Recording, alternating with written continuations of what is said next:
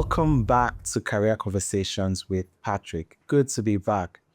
Today we are having a very interesting conversation, and I have a special guest here joining me in the studio to help unpack today's topic.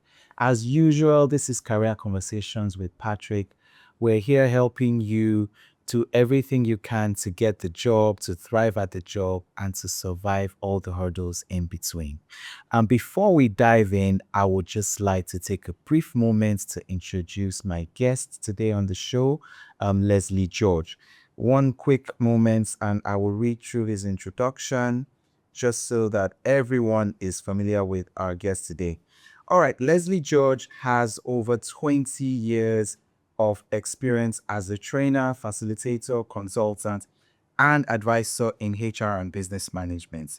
He specializes in transforming HR and management functions into strategic business tools, facilitating organizational development, workforce adaptation, and strategic initiatives.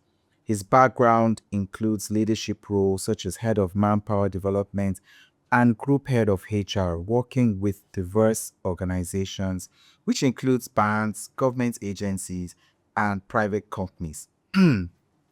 His experience spans training design and delivery, recruitment, performance management, organization analysis, personnel development, career planning, group dynamics, industrial relations, emotional intelligence, business communication, leadership development, which is very key for today, and strategic business management. He emphasizes aligning HR practices with business goals to foster organizational success. Overall, Leslie's approach involves setting up mechanisms and processes to make HR and business management effective partners. So he offers advisory, consulting, and training services tailored to clients' needs, aiming to improve productivity, effectiveness, and productivity. All right, his experience and skills positioning as a strategic partner for organizations who are seeking organizational goals, growth, and workforce optimization.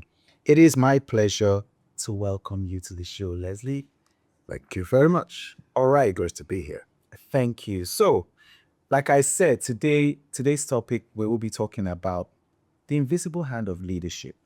All right, the invisible hand of leadership. I'm not going to dive into the introduction of the topic. I'm sure Leslie will take it away, but as it relates to our career, it's that silent force that helps move our careers forward. All right, even before we realize it. All right, so I would be yielding the floor to Leslie. But the first question I think I'll throw, Leslie, when we talk about the concept of the invisible hand, right?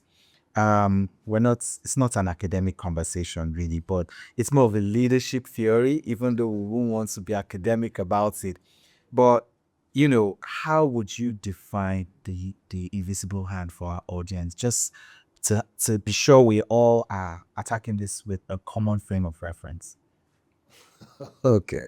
It's hard to not make it academic. That's one thing. But then let's look at it like this. Back in the day, Adam Smith came up with the concept of Said we wouldn't go academic. yeah, it's the background. Oh, So that's let's fine. give it a background. Okay. And what he said was the idea is you achieving economic goals, okay, by doing the things that are in your best interest. But as you're doing those things that are in your best interest, you're actually helping other people, or you're making it possible for other people to achieve theirs. In you achieving yours, you're making it possible for other people to achieve theirs. So it's not so much as, oh, I'm pursuing my stuff. It's more like, okay, whatever it is I'm pursuing is actually helping other people gain theirs or get theirs or whatever it is. So if you throw that into an organization and you're looking at a leader, it's more like a leader who is leading from the back, so to speak.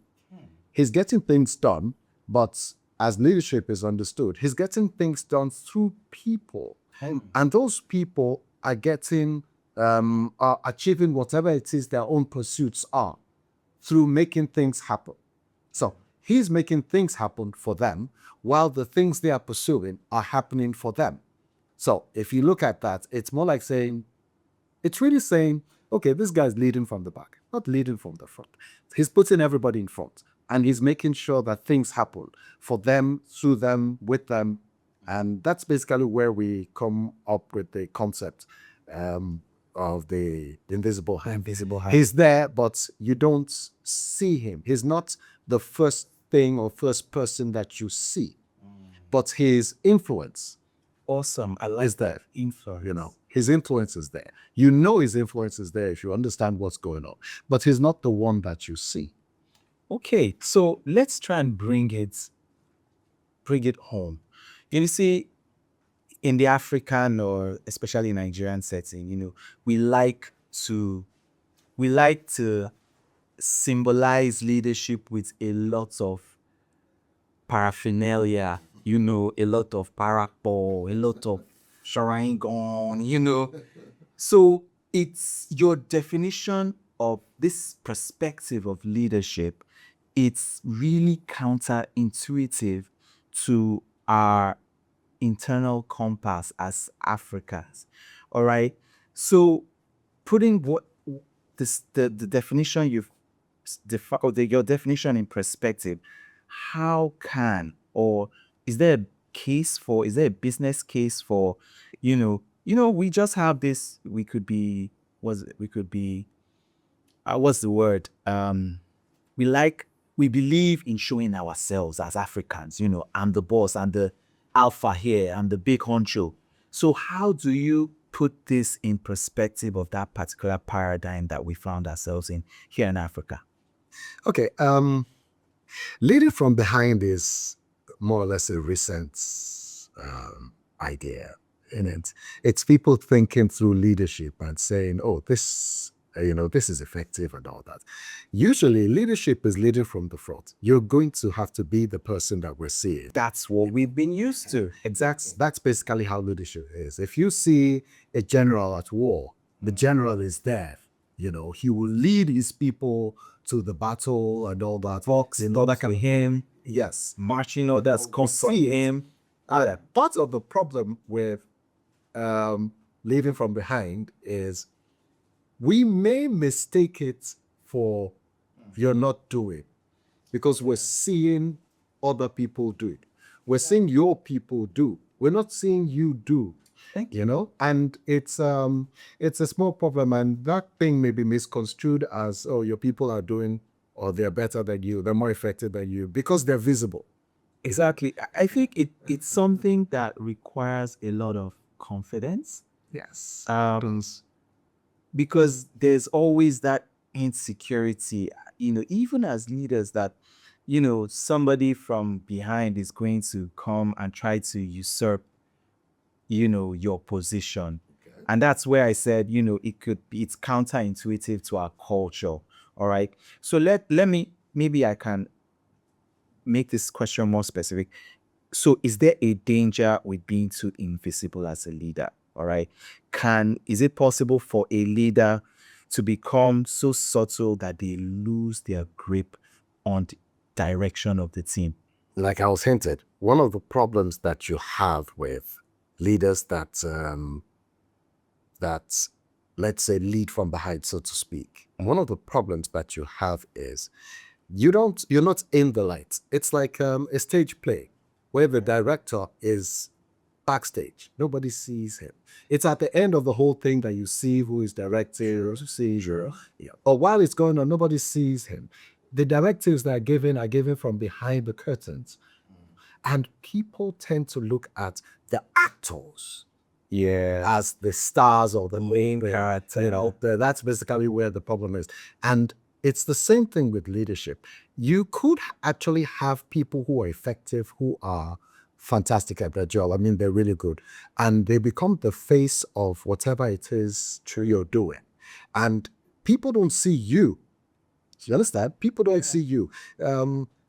I had this thing where I had to explain to one of my clients that, look, man, every once in a while, you need to show up. You need to let your people know. It was so bad that some people that were hired, because he was higher up than the hiring, like he accepted somebody up there, and the people that were hired actually believed that people that they were seeing were the ones who owned the company and ran things. True.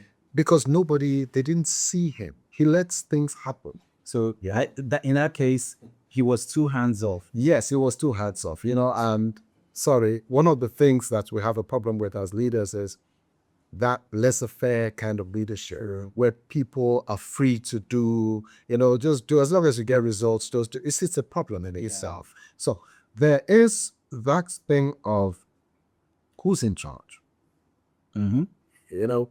Take for example, a customer, a client says, those things you see where somebody goes to a store or whatever, says, I want to talk to your manager. Exactly. I want to talk to your manager. Call me the manager. That kind of thing. And then you show up there like, are you sure you work here? That kind of thing.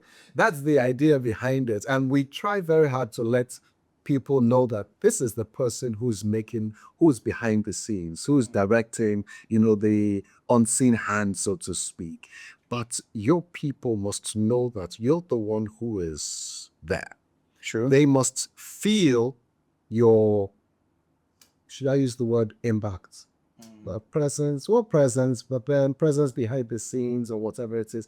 If you're not a front end kind of person, So I say, for example, the kind of work I do, okay, consulting and all that, and a lot of consulting firms and all that, or even departments or business units in organizations will have me do stuff for them. And I'm in the back end. You don't see me. You don't see me. Even I will do stuff and all that, and they are the ones that are saying, "Oh, this is what we did. This is what." You guys what I'm saying? Yeah. And I don't show up in that regard because I don't need to. So yeah, from what you've said, it requires a lot of humility. It does. We are used to a leadership style in that evokes a lot of main character energy. Okay, so the leader is always the main character, and I think I glean from what you've said that, look, the invisible hand of leadership is a form of leadership that is not predicated on the charisma or the presence of the leader. You don't have to be there for things to get done. So in your absence, I guess what keeps things running is the systems you put in place, the policies, the processes, the values. All right. Your team should be able to know what would fly and what is dead on arrival because of the kind of values you've instilled in the business. They should know the kind of things that should never be brought to your table. And that's where, you're leading effectively behind the scenes, like you said, without becoming laissez-faire and, everything just running amok. Now, let's try and bring it closer to careers, okay? So as a job seeker, you're applying for a job. Now, is it possible during the recruitment process for you to be able to decipher the leadership style of the organization? Because it's important that we put this into this context, because many people think, oh, the recruitment process is a one-way street. It's just the company seeing if you are suitable. But, reality tells us that it's a two-way assessment. It's the same way the company is assessing your suitability, you're also assessing the suitability of the company. And like they say, people don't lead bad companies, they lead bad leaders, right? So as an applicant, as a candidate, how can you elicit the type of leadership that's present in an organization you're considering? How can I tell? Yeah. Okay, one of the things that I noticed about people, job seekers and all that, because the higher up you go, the easier it is for people who are job seekers to ask certain questions. Sure. But the lower, the more difficult.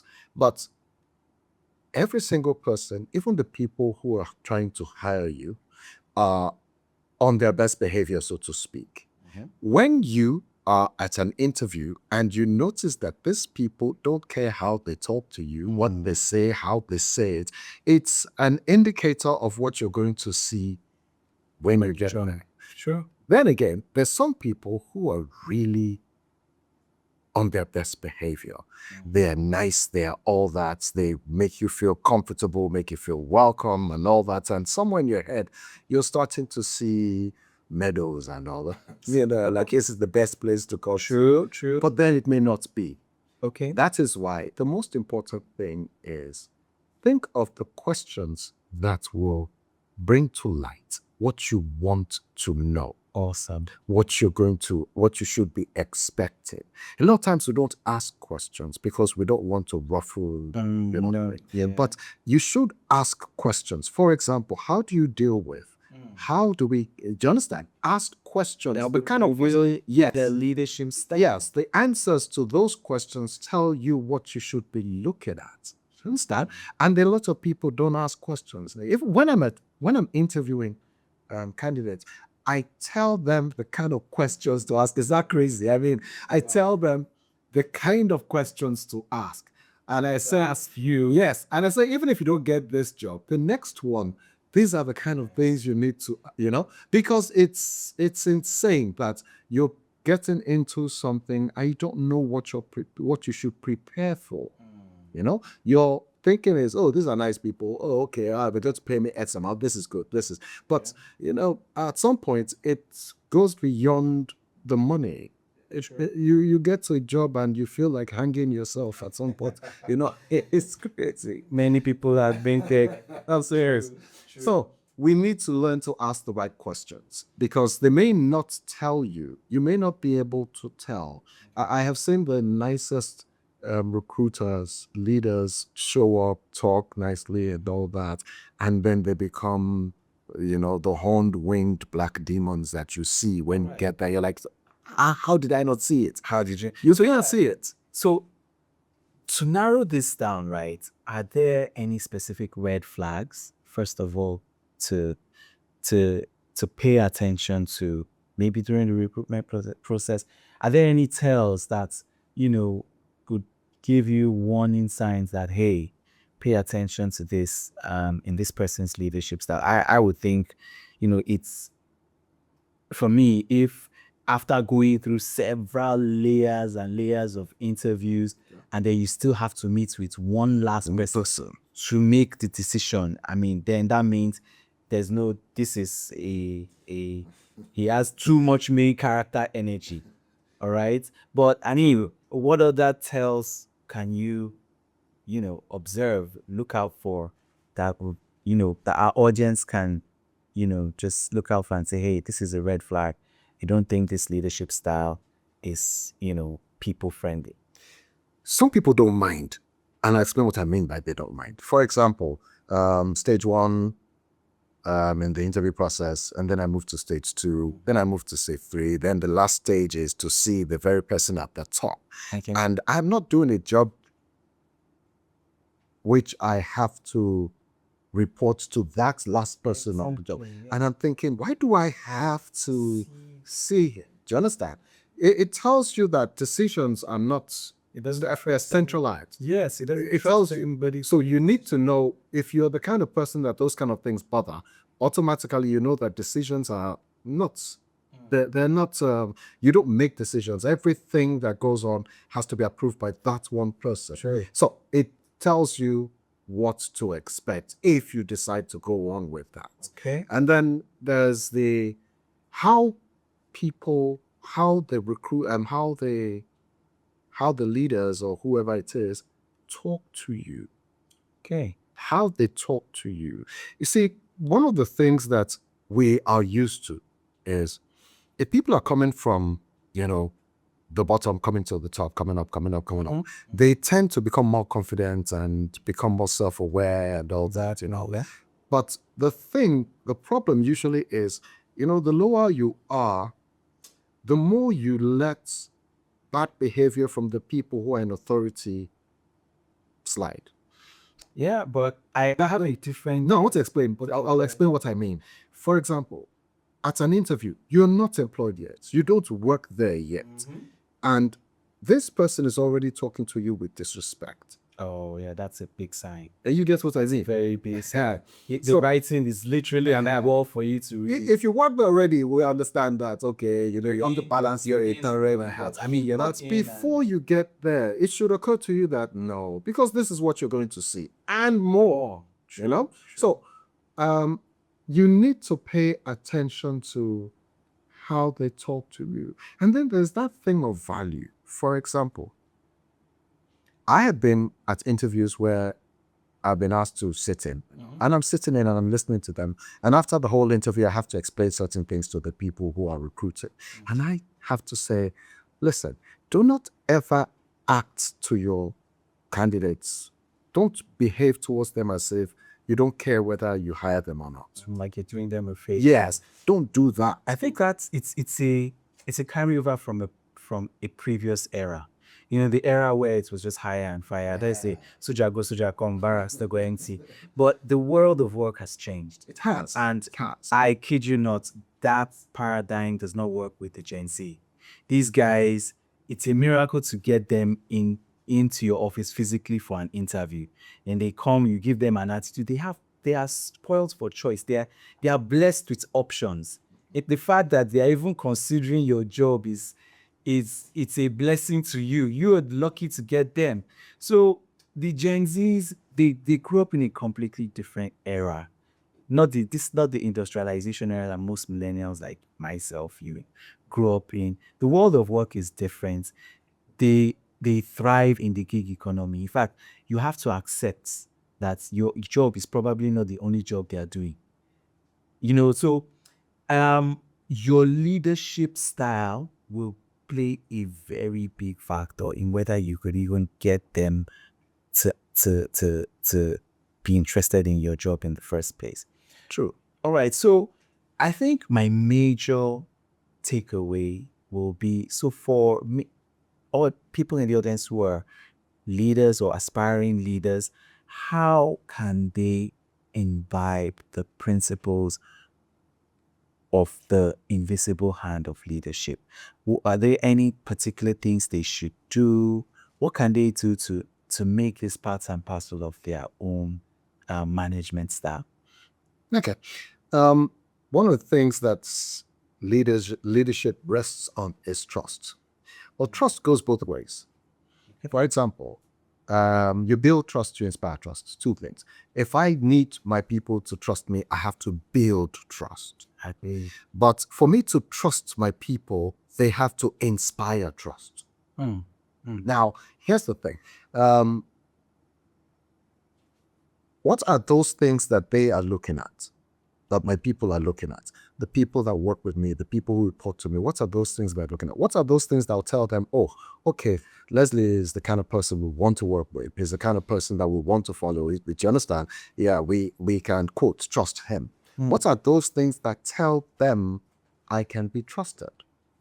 Those things. So they're looking out for those things. I have to build those things for them to see, for them to know that, okay, yes, okay, how I interact. And there's something we call, with leadership, it's called consideration behavior with leaders. Okay? So organizational behavior, there's what we call consideration behavior. Consideration behavior is how I behave towards the people that I lead.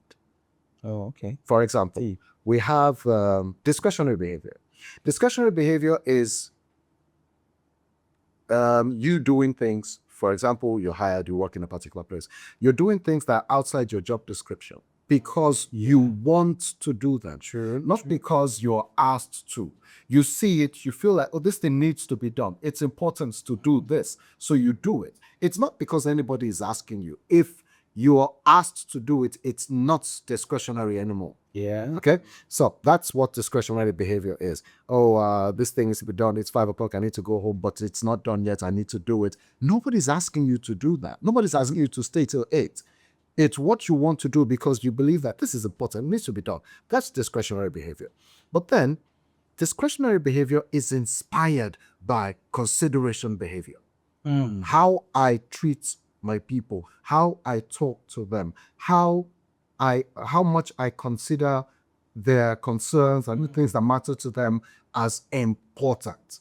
That drives Yes. the discretionary behavior. Yes, it inspires discretionary behavior. Inspires discretion. I'll give you an example, just a short one.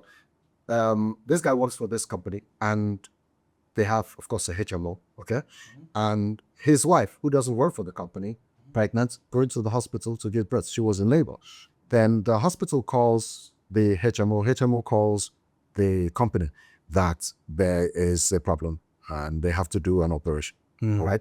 And it is outside what's the Coverage, yeah. Yes, the coverage outside, like by $1 million or something. Okay. Now, they call HR. HR calls the boss and says that so and so and so, this is the issue. And the boss says that nothing must happen to that work. We don't care what it costs. It's not about money right now.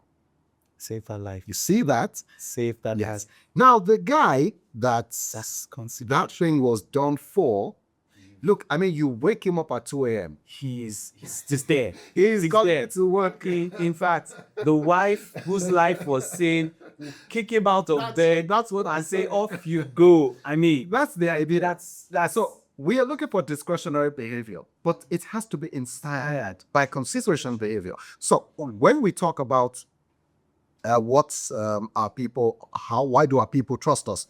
It's those kind of things that will make them trust us. But why do we trust them?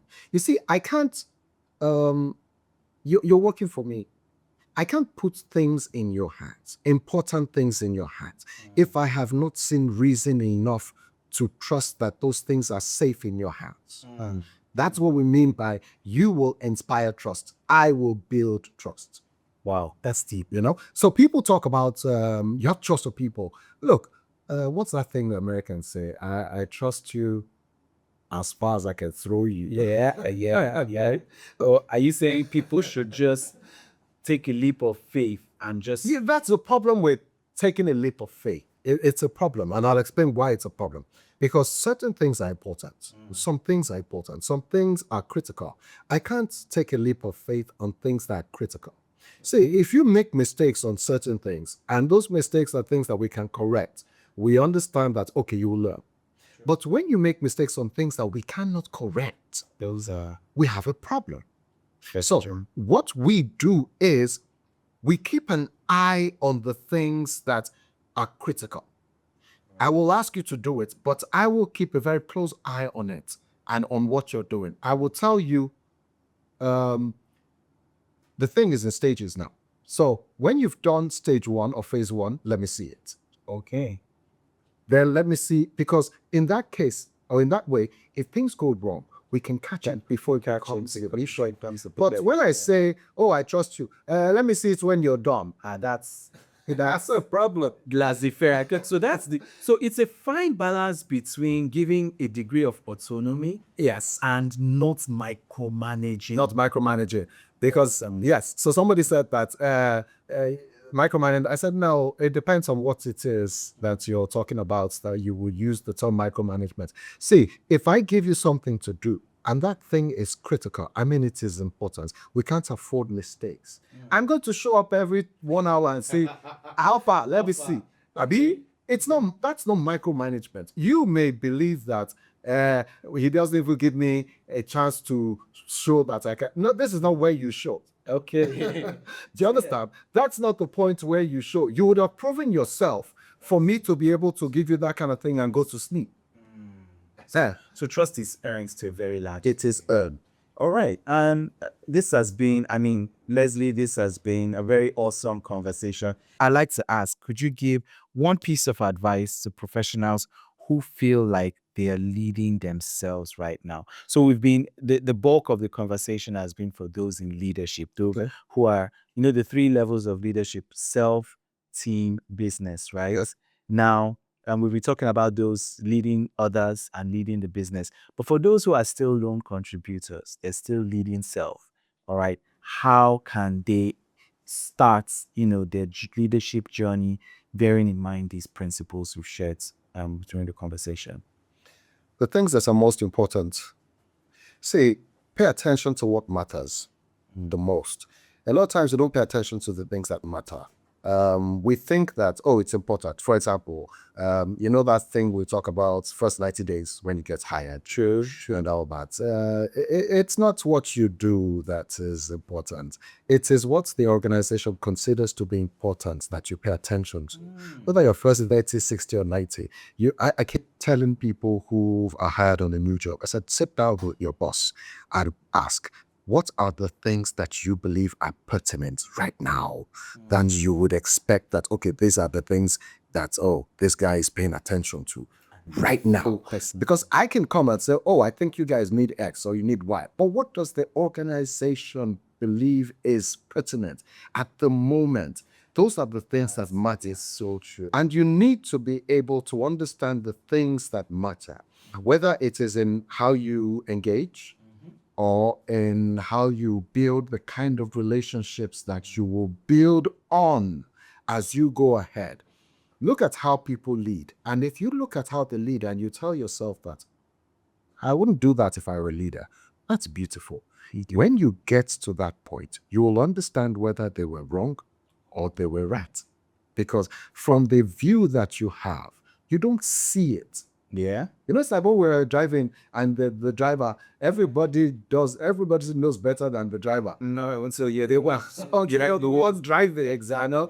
Now you're driving, and when you get to drive, you know, that's why a lot of times you ask questions.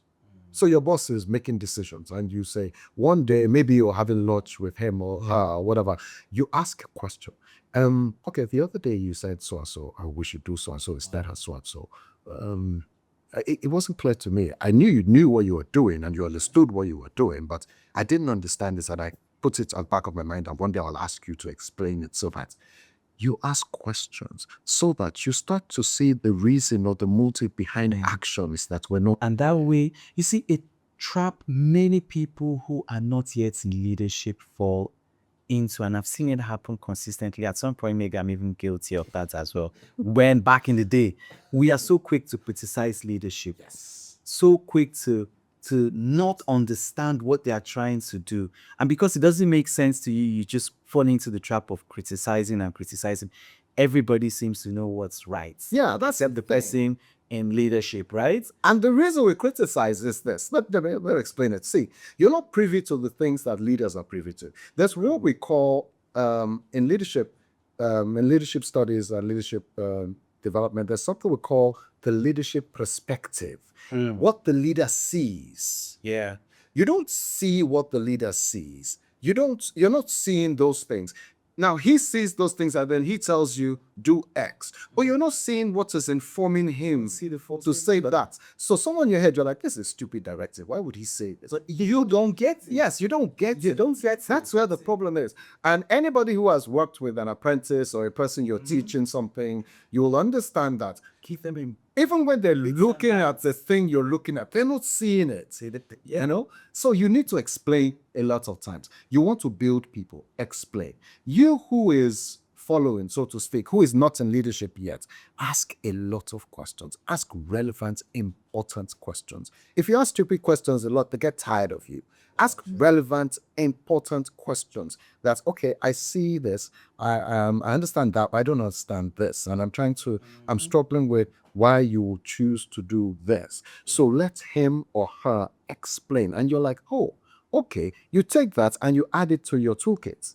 You know, that's okay. When I get there, I understand. You know, that's the thing. And we need to ask a lot of questions. And we need to be concerned. We need to, like I said, the things that matter, you must pay attention to. The first thing you must do everywhere you show up is determine the things that are important.